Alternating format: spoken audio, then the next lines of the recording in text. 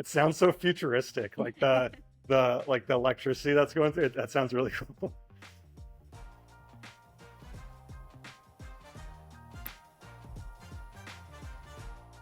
Oh, nice. There you go. That's how you make life a lot easier as a farmer. Yeah. Cool.